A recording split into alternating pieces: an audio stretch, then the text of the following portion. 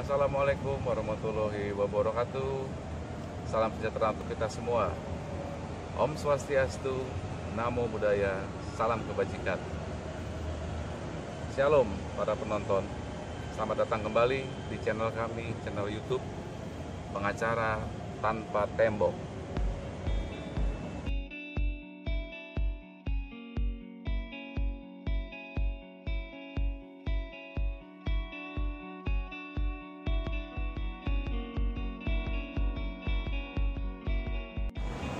Ya, kembali lagi bersama kami. Pertama-tama kami sampaikan dulu bahwa semua video atau konten yang kami buat dalam channel kami ini ditujukan untuk masyarakat umum, bukan untuk dimaksudkan sebagai pembahasan secara ilmiah, sehingga bahasa yang kami pergunakan adalah bahasa yang sederhana supaya masyarakat lebih mudah memahami atau lebih mudah mengerti. Oke, nah untuk topik kali ini saya akan membahas mengenai somasi. Bagaimana caranya untuk mengajukan somasi terhadap debitur yang wan prestasi atas perjanjian kredit yang ditandatangani atau disepakati antara si kreditur dengan debitur. Pertama-tama berarti kita harus mengetahui dulu apa itu kreditur dan apa itu debitur, atau siapa kreditur, siapa yang dimaksud dengan debitur. Kreditur pada umumnya adalah perusahaan ataupun orang yang berkedudukan sebagai pemberi kredit atau pemberi pinjaman. Oke, nah lalu debitur adalah orang yang meminjam kredit atau orang yang menggunakan uang yang dipinjamnya dari si kreditur.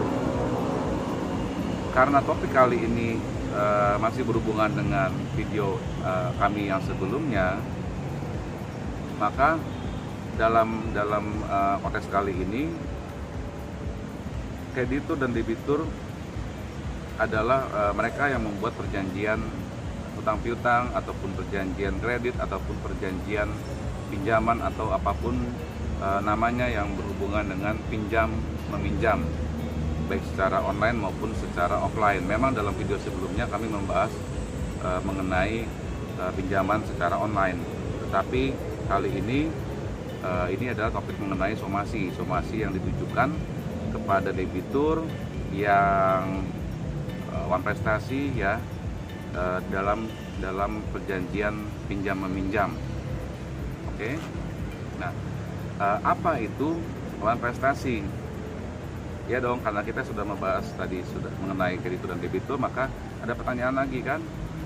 Apa sih yang dimaksud dengan wan prestasi? Wan prestasi adalah suatu keadaan gagal bayar dari si debitur kepada si kreditur, atau bahasa mudahnya ingkar janji gitu.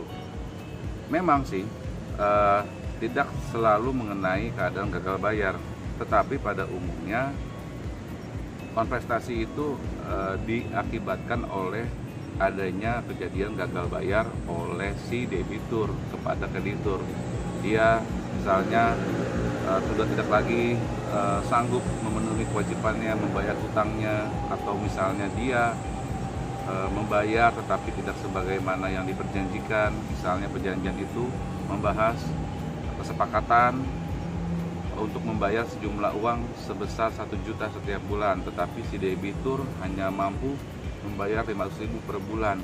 Nah, itu adalah keadaan wan prestasi, karena di dalam perjanjian pasti disebutkan, dan seharusnya memang disebutkan berapa kewajiban dan apa saja kewajiban dari si debitur kepada kreditur.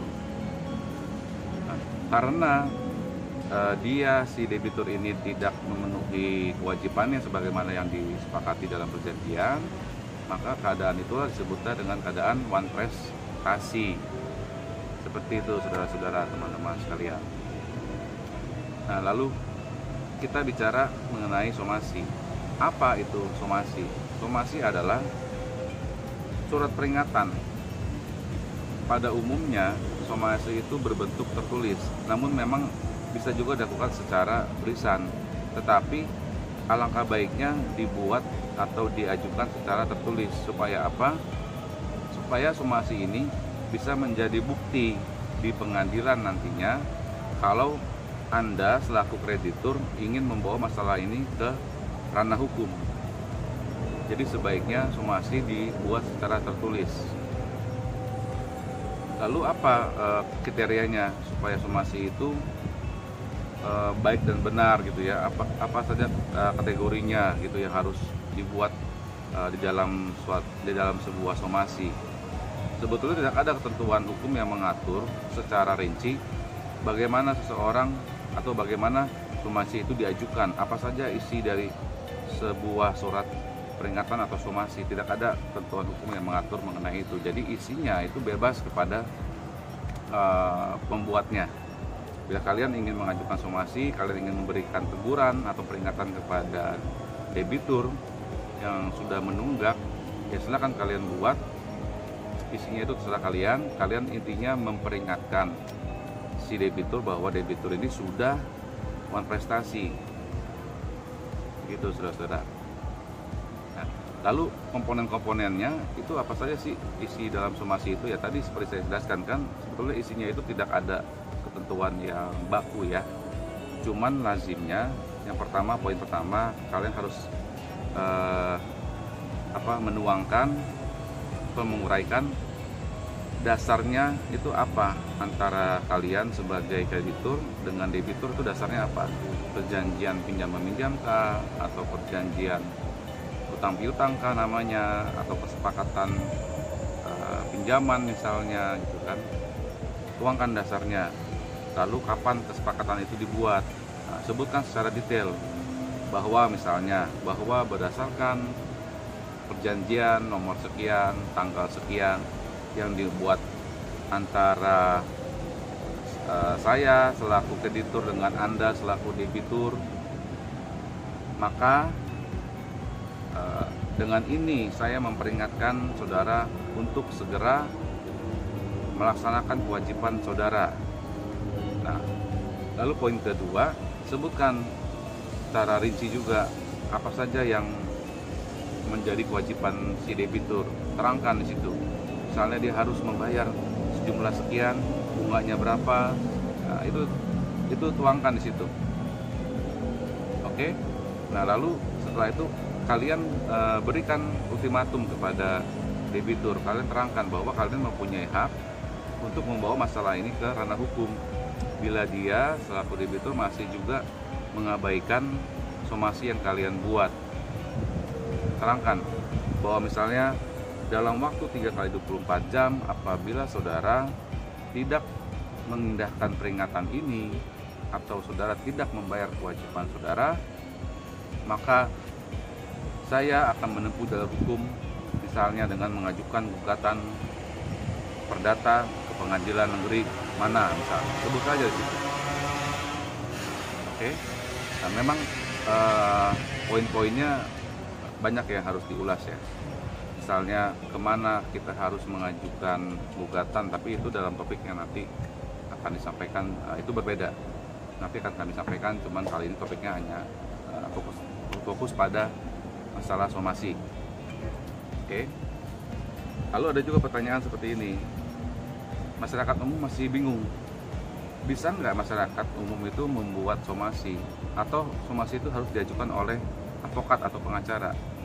Jawabannya, somasi tidak perlu diajukan melalui advokat. Jadi Anda selaku kreditur, Anda bisa mengajukan sendiri somasi. Anda bisa melayangkan somasi kepada debitur, kepada orang yang sudah berutang kepada Anda. Bisa, tanpa melalui advokat atau pengacara. Nah, tapi kalau Anda ingin menggunakan jasa advokat, ya boleh, silakan. Lalu perbedaannya di mana? Perbedaannya hanya di praktek. Ya, biasanya kalau kami selaku advokat itu kalau mengajukan somasi hanya maksimal 2 kali somasi. Somasi pertama tidak ditanggapi, maka akan ada somasi kedua. Somasi kedua ini adalah merupakan final. somasi terakhir yang disampaikan kepada debitur. Jadi apabila si debitur masih juga tidak menanggapi somasi kami, maka kami akan menggunakan atau menempuh semua jalur hukum yang diperbolehkan oleh undang-undang yang berlaku di Indonesia. Tapi bagaimana kalau masyarakat yang membuat? Masyarakat boleh membuat somasi? Boleh. Biasanya kalau masyarakat yang membuat somasi atau yang bukan advokat yang membuat somasi, itu maksimal 3 kali penyampaian surat somasi. Yaitu pertama kali, somasi pertama itu adalah membahas mengenai kewajibannya si debitur. Diterangkanlah mengenai kewajibannya si debitur ini berdasarkan perjanjian adalah bla bla bla bla misalnya kan. Lalu somasi yang kedua adalah follow up terhadap somasi yang pertama. Ya. Lalu somasi yang ketiga adalah peringatan terakhir dari saudara selaku kreditur, final warning kepada debitur untuk segera melaksanakan kewajibannya, karena kalau tidak dilaksanakan kewajibannya atau kalau sampai somasi yang ketiga ini juga tidak ditanggapi, maka saya atau kami selaku kreditur akan mempergunakan semua hak kami berdasarkan ketentuan hukum yang diperbolehkan di Indonesia atau hukum berlaku di Indonesia. Seperti itu saudara-saudara. Lalu ada pertanyaan berikutnya, sebetulnya kita wajib nggak membuat surat somasi? Ini pertanyaan menarik karena di kalangan para praktisi hukum juga terjadi perdebatan apakah somasi itu wajib dibuat atau tidak. Menurut hemat saya selaku praktisi hukum, selaku advokat, somasi itu perlu ditilik dulu dari perjanjiannya, kesepakatannya. Contoh ya, misalnya di dalam satu perjanjian itu sudah diatur kalau dalam jangka waktu tertentu Anda tidak atau si debitur tidak melaksanakan kewajibannya, maka tindakan itu adalah dikategorikan sebagai tindakan atau perbuatan wan prestasi, peristiwa wan prestasi, peristiwa gagal bayar. Kalau ada klausula seperti itu di dalam perjanjian, maka Anda tidak perlu membuat somasi. Begitu loh. Tapi kalau misalnya tidak ada klausula seperti itu, ya tentu wajib Anda membuat somasi. Oke? Nah, tapi saya bicara praktek. Dalam praktek di lapangan, di pengadilan terutama, bila kita mengajukan suatu gugatan, maka hakim akan bertanya kepada si penggugat, apakah Anda sudah pernah membuat somasi kepada atau mengajukan somasi kepada si debitur? Kenapa itu dipertanyakan? Karena itu akan menjadi bukti bahwa si debitur ini sudah lalai dan sudah diperingatkan dengan somasi sampai 2 atau 3 kali misalnya, tapi juga tidak menanggapi. Nah, itu adalah bukti kuat bahwa debitur, dengan demikian bisa kita simpulkan bahwa debitur yang seperti itu adalah debitur yang beretikat tidak baik. Nah, jadi dalam praktek itu suka dipertanyakan oleh hakim. Ya, jadi saran saya, hemat saya, bikinlah somasi, gitu kan, dan ajukanlah somasi itu secara tertulis supaya kalian mempunyai bukti yang otentik, bukti yang kuat. Oke. Nah, lalu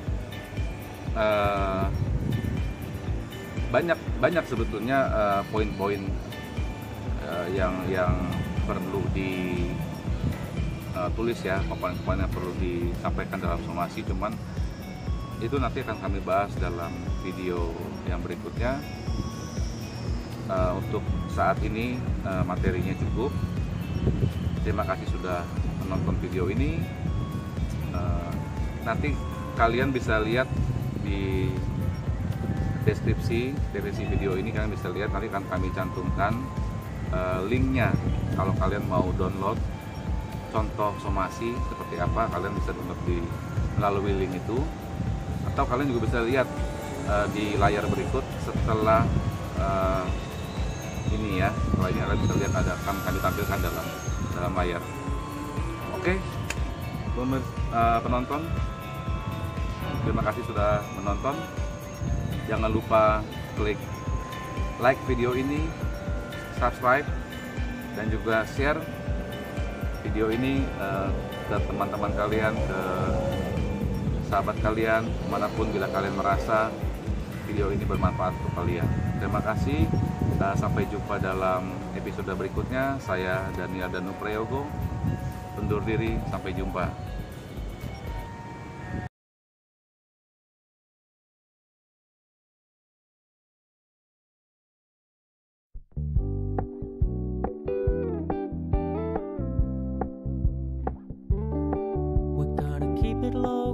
Keep it softly spoken, with no strings tying you to me. I'm happy in your company with no emotion, 'cause my love deserves